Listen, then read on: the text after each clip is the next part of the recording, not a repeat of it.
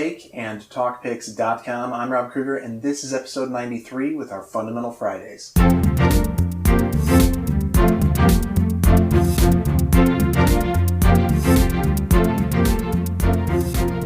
photo world, so today I wanted to talk to you about speedlights. Last week I kind of introduced the idea of speedlights, but I wanted to get our head around what these things are, what they can do, and the options that we have. A speedlight is an alternative lighting source. It's an artificial light source. We have daylight, that's going to be there till night comes. We have speedlights to hopefully help out. There are lights out on the streets, we can have them on buildings, they are inside with lamps and whatever.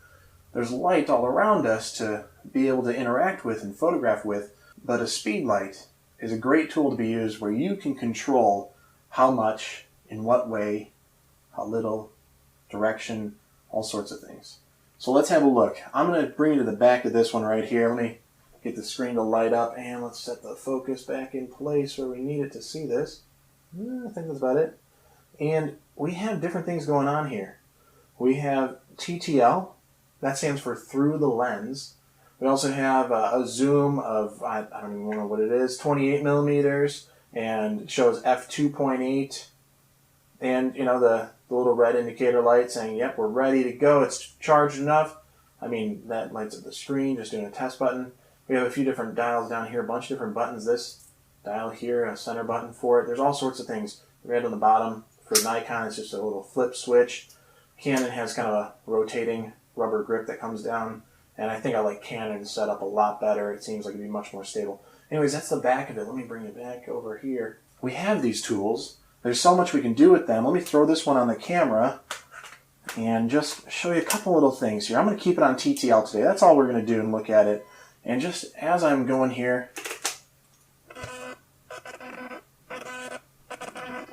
so you can hear that zooming in and out. Actually, as I zoom the lens here, the flash, there's a mechanism moving in there to artificially zoom the flash out for you as well. So I don't really like that function. I'm going to override it manually and just set it to a 35 millimeter zoom. And what I have in front of me here, you guys can't see, it's on the table right here. I got these little mugs, and they're a great set of colors. They can display well different colors for us, and we can see how the lighting works on them. It's just a messy day here in the office, so don't mind the background, but let's focus in on these and see what we got. I'm just going to quick meter up, frame them up here. Ooh, we are super dark in here. Let's go with the natural light first. All right, so I'm just going to get the natural light, do that, bring this up here. All right, so here we have that natural light stuff. And let me just show you. It's looking fine, they're lit up. It's out of the camera, things are even. Most of the light's coming from behind them, so it's lighting me more than anything. But it's boring, dull, it's not working much for me. And the settings are out of control. I have a super high ISO. I have a pretty low shutter speed and a very open aperture. Maybe I don't want that such shallow depth of field. So let me just try a few things. I'm going to close off that aperture a little bit, speed up that shutter speed a tiny bit, and bring down the ISO. And in place of the ambient light, because I'm going to show you now, just with the new settings here, the ambient light looks like this. Yep, you can barely see a thing. So we're going to turn on a flash. And it's a small room. It's a powerful flash. This is an SB900 from Nikon. So I'm going to, again, make sure that zoom is where I want it. And we're going TTL just through the lens. Let this determine, the flash determine, what I have going on in the camera through the lens, and it will decide how much light we need. So here we go.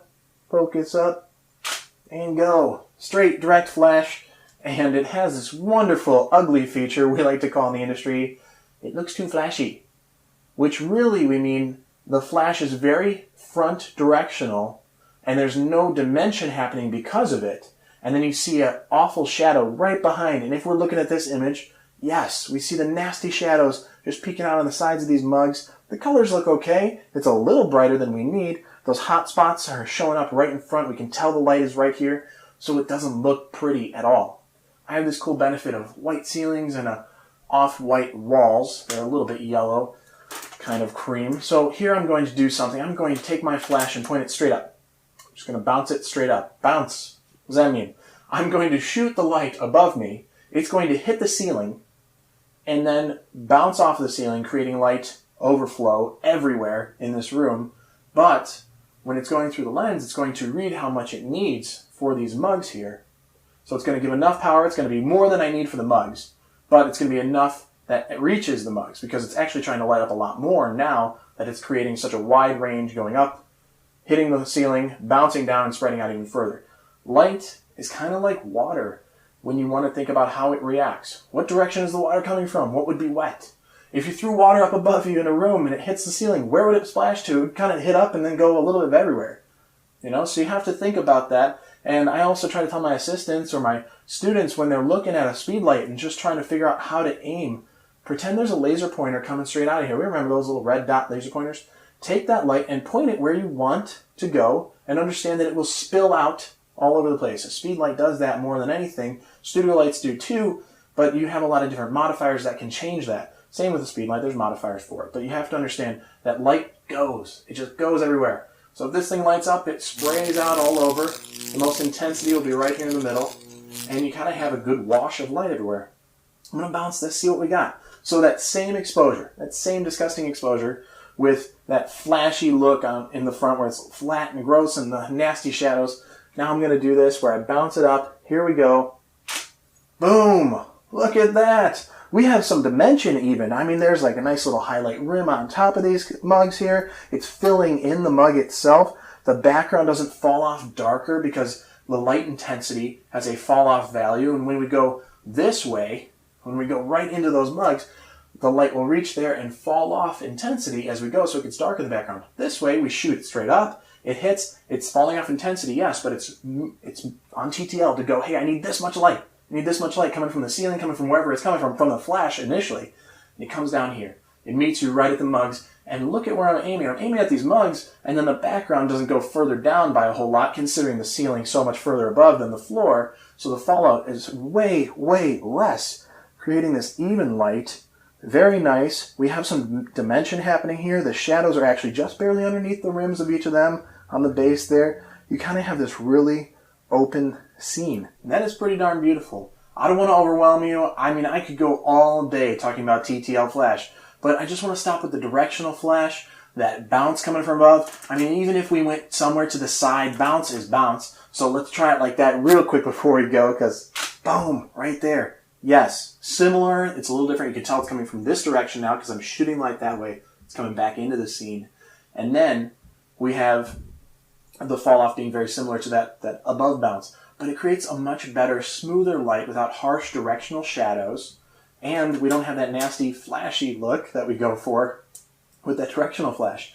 Is there a time and place for directional flash? Absolutely. You're going to find it as you go. But when we're considering it right now, the directional flash is very, very touchy.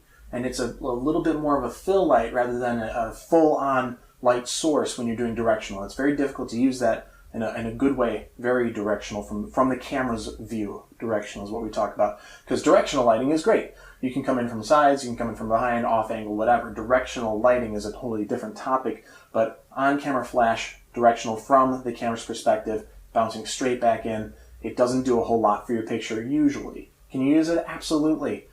But if you're looking and you are like, oh my gosh, it's dark in here, what do I do? Try that first. Just bounce it up, TTL. I didn't change a thing other than my zoom on the TTL. I just locked it in at 35 millimeters. You can change it all over the place. Depending on the height of the ceilings, you might do something different.